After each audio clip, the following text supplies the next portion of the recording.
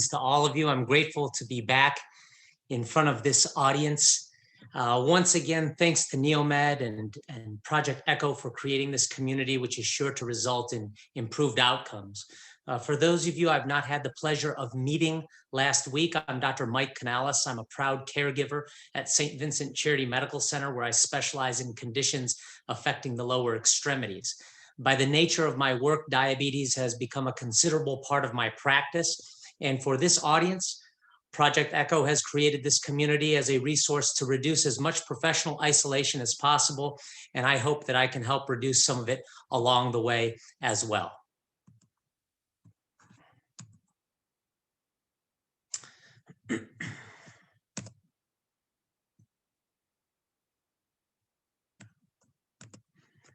Jamie, if I could have a little help in advancing the slides. You might need to click on your PowerPoint again just to make it active on your computer to move forward. There we go. And once again, very appropriate. I've been waving the foam finger #1 fan for St. Vincent for over 20 years.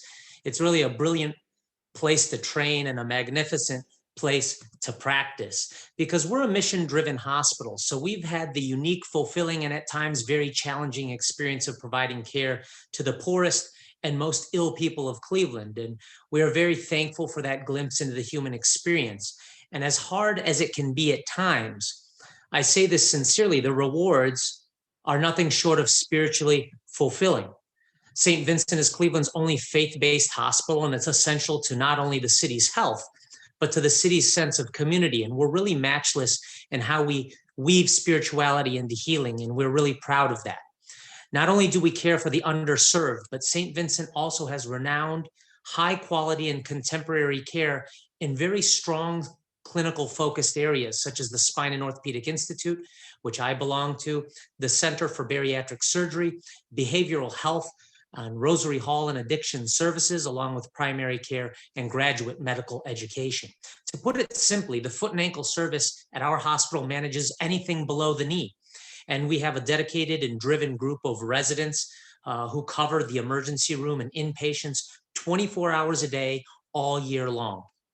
And I want to applaud our wound care center, floor, and operating room nurses, because they're a big part of the successful management of the people that we're going to talk about today. And they're really on the front lines and truly serve our patients with a unique blend of compassion and know-how.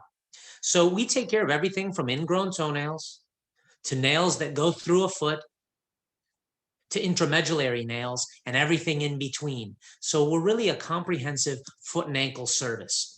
Like my last presentation, my slides include photographs which can be considered graphic to some audience members.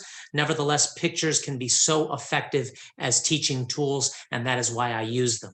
So last week, we explored the issues that swirl around management of the diabetic foot to help you and your team avoid the cascade of events that lead to the issues that we saw in some of last week's presentation. This week, I've been tasked to share some humbling cases that remind us of the impact that we can all have on the lives of our diabetic patients and their families. This goes for all the people we treat, regardless of your area of expertise.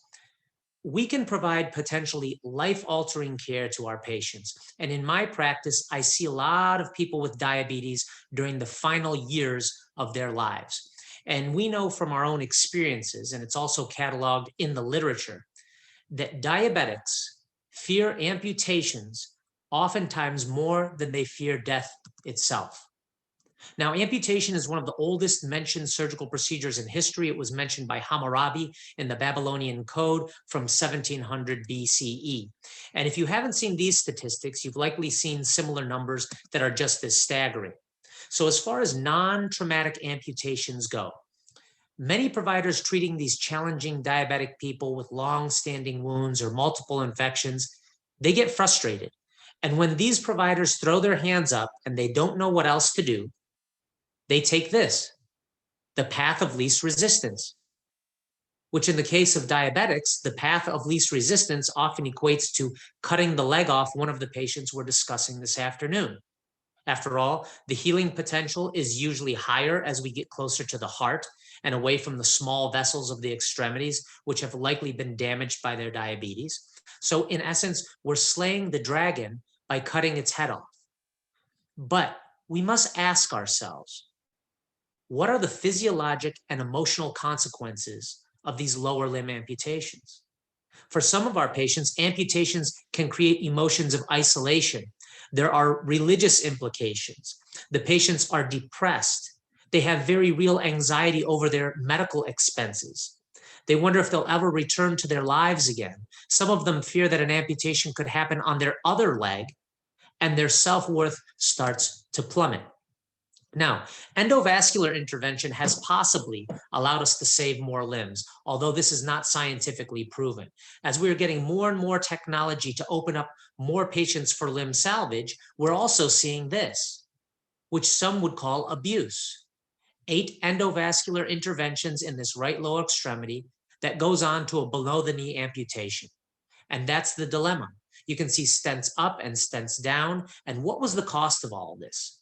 These are troublesome cases, and if this proves to be true in other data sets, it may demonstrate that amputation is far greater with angioplasty than with open bypass, not to mention the cost associated with these expensive endovascular devices. We are also seeing multiple surgical attempts at limb salvage with expensive technology that ends in amputation. Now, I am not suggesting that we give up on this patient cohort. In fact, the crux of my talk is just the opposite. And while amputation is often an appropriate treatment option, there is evidence that states that saving a limb poses several advantages to our patients. Like this publication that states that avoiding major amputations in diabetics can actually prolong their lives. Now, medicine has made tremendous strides in the arena of evidence-based publications, which has definitely improved the quality of care in some areas. In fact, during last week's Zoom call, I was pressed on the evidence for the doctor-patient moral contracts that I had mentioned. Now, I get that, and I love that. I love being challenged. I respect it, because I also know that our own personal experience can't be used to judge what might be applicable to others, because anecdotes may very well be the exception and not the rule. So scientists are very suspicious of anecdotes, as they should be, because they're often well chosen, usually representing exceptional incidents. Now, with that said, I do believe that anecdotes can add flavor and enrich ideas by adding a human quality that can't be reflected through a double-blinded controlled trial. And we all tell anecdotes, and the very fact that we tell anecdotes demonstrates that we find something interesting about them and we see some value in them. Because let's face it, cold facts don't touch hearts quite like stories do. For example, humans are storytelling animals. We instinctively learn by the experience of others. If my friend ate the plant with the bright red berries and then became very ill, the lesson becomes, don't eat the plant with the bright red berries, correct? So from an evolutionary point of view, it's probably statistically advantageous to just avoid the plant with the red berries rather than conduct a blinded experiment. So where am I going with this? Well, this afternoon, I want to share some anecdotes from my own practice that can remind us all that sometimes patients don't fit into the confines of evidence-based medicine, and sometimes these diabetics can beat the odds and improve the quality of their lives in the process. I read this tongue-in-cheek article as an intern, and I share it whenever I can. It's out of the British Medical Journal in 2003, and it's titled, "Parachute Use to Prevent Death and Major Trauma Related to Gravitational Challenge, Systemic Review of Randomized Controlled Trials." And here's what the authors concluded. As with many interventions intended to prevent ill health, the effectiveness of parachutes has not been subjected to rigorous evaluation using randomized controlled trials. Advocates of evidence-based medicine have criticized the adoption of interventions evaluated by using only observational data. And they finished the piece by suggesting that the most radical protagonists of evidence-based medicine participate in a double-blind, randomized, placebo-controlled crossover trial of that parachute. So this is a great article for a chuckle, once again, out of the British Medical Journal in 2003, but it brings up some valid points. We all hear about how diabetics and their foot infections are a drain on our healthcare system. but like many of you in this audience, I've helped to improve the quality of lives of these types of patients. Now, I believe that there is value to these types of anecdotes. And if you don't believe that, just ask the patients and their families how limb preservation impacted their lives. So this afternoon, I wanted to share the tale of two patients. Here's a gentleman in his 80s with a long-standing equinovarus deformity as a result of the Charcot process that started approximately 2 years ago. Bracing has been unsuccessful and the patient's developed wounds because of the shape of his foot and ankle. This patient we'll call Charcot Joe presented to an outside provider with a red, hot, congested foot, and he was subsequently referred to me.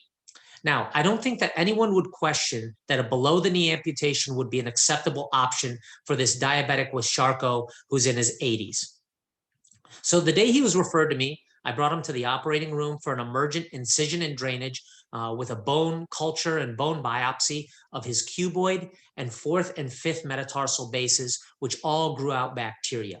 He got a PICC line and 2 months of antibiotics, and once the clinical infection was resolved and his lab work returned to normal, the next decision was how to correct his severe deformity.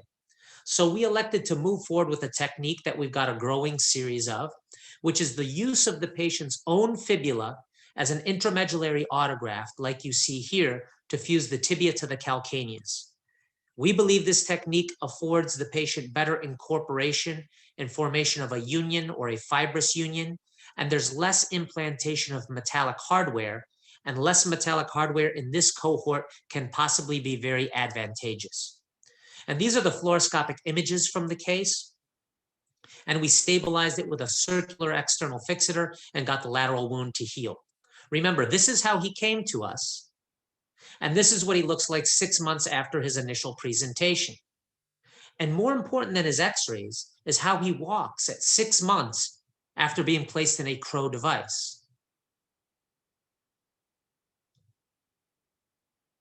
So we're taking a gentleman who is non-ambulatory, and now 6 months later, he is able to walk with an assistive device and a Charcot restraining orthotic walker. But now we've graduated him to a gauntlet brace that fits into his shoes, and he is walking with no assistive devices like a walker or a cane. He has since passed away, but for the last 4 years of his life, he was able to travel with his wife around the world, which is something that he wasn't able to do for 3 years prior to our intervention. So again, these types of things are often overlooked in an evidence-based trial, and that is how a patient feels about his or her quality of life. And as you watched Charcot Joe walk, that's something that you can't truly capture in a double-blinded study. This is a second patient story that I'd like to share with all of you. Let's call this geriatric patient Miss Grateful. She presents to our emergency room with this, and without labs or any x-rays, we all know that this is ominous. So I debrided the entire ulcer. I cut out 80% of her calcaneus about an hour after the patient's initial presentation to our ER.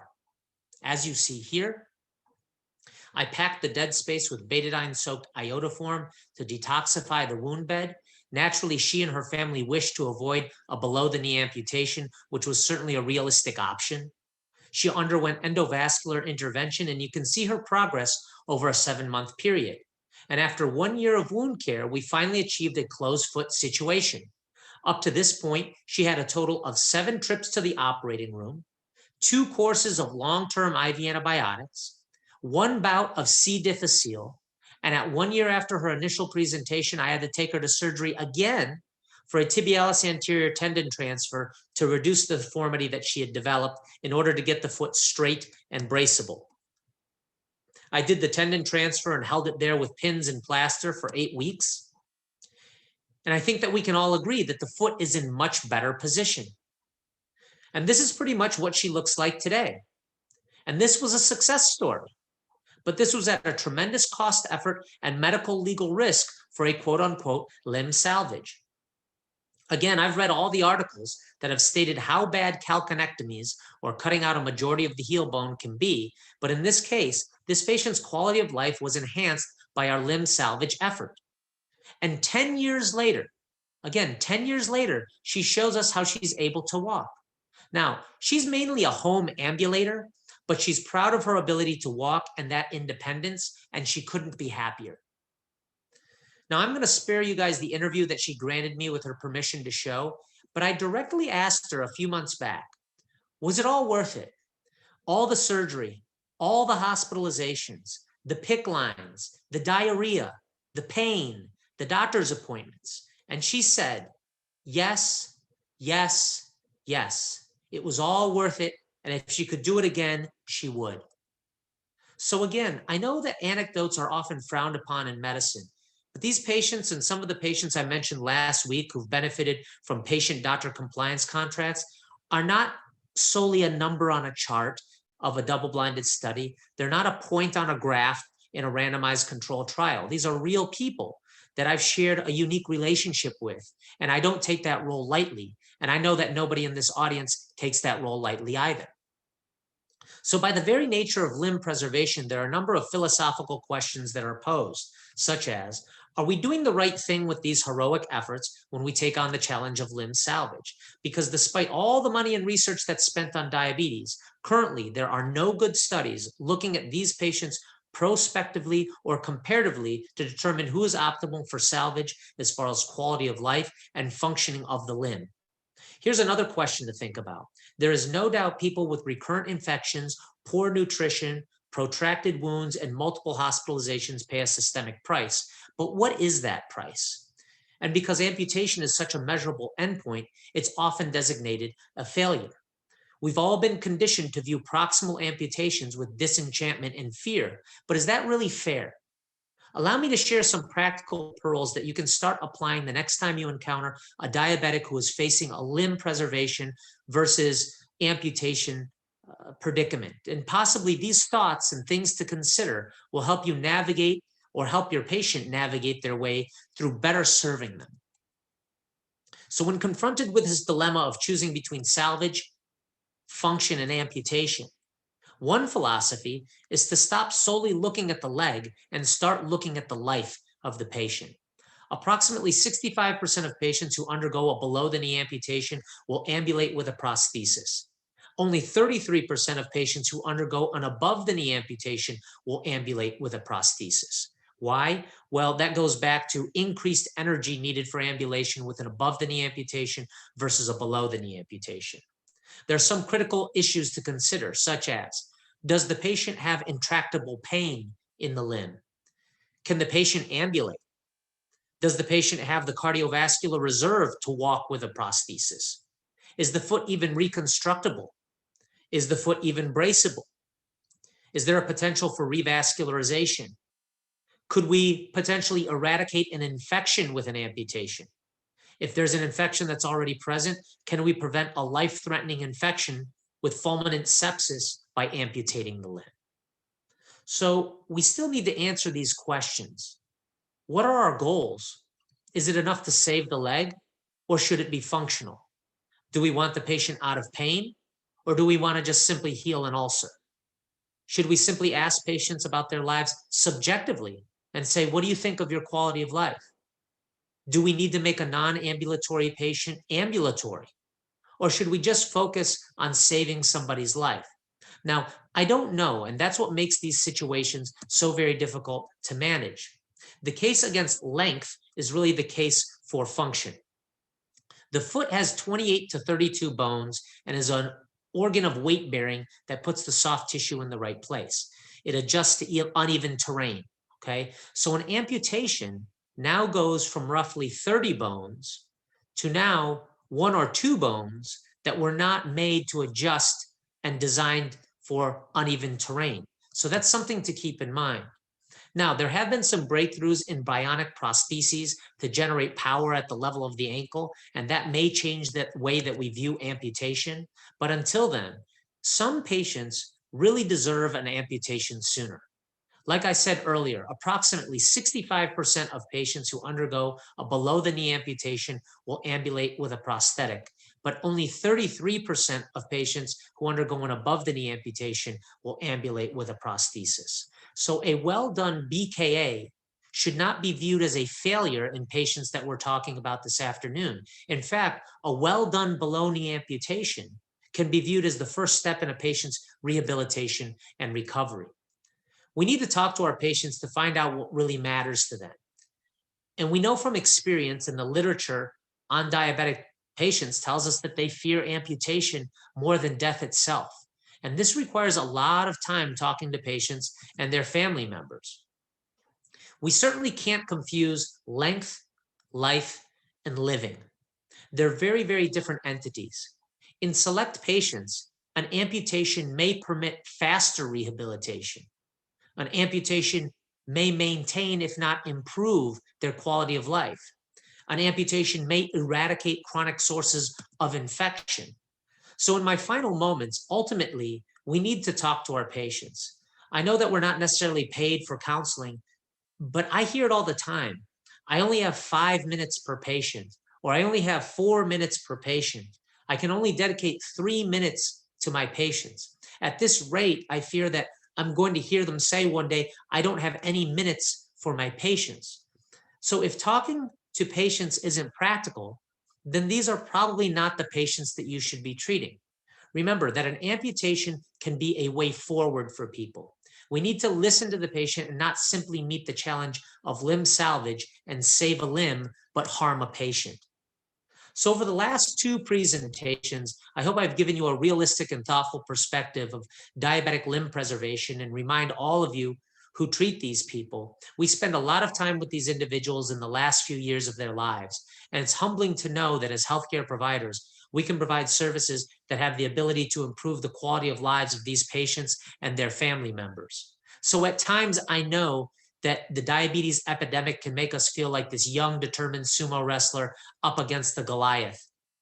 But remember, a pessimist sees the difficulty in every opportunity, while an optimist sees the opportunity in every difficulty. If you were part of last week's session, I hope I've gotten you to understand that one of the most practical diagnostic tools is to have a patient remove their shoes and socks when they come into your offices and clinics. You'll be amazed at the pathology that you catch. And once again, we mentioned peripheral neuropathy a lot in the diabetic cohort, but the neuropathy that they have isn't just confined to their peripheral nerves. They've got cognitive neuropathy. They forget things. So tell family members, because family members can help reinforce these things at home. So don't be afraid to enlist support. You can reach out to me on email or any of the other forms of media that you use. I'd love to hear from you. I hope that you would be kind enough to take the time to fill out the evaluations on EADS for this presentation to help improve these educational events. But I simply wanted to share some very personal patients that I've had the opportunity to help. And I hope these cases are a reminder of why we take on the challenge of limb preservation with a thoughtful and compassionate approach. So I want to end my presentation in the manner that I began last week, which was by expressing my gratitude to be in front of this audience and for the technology of video conferencing to connect us to better treat patients with complicated pathways. I thank all of you kindly for coming out this Friday afternoon and listening to some of these thoughts and observations. Thank you very much.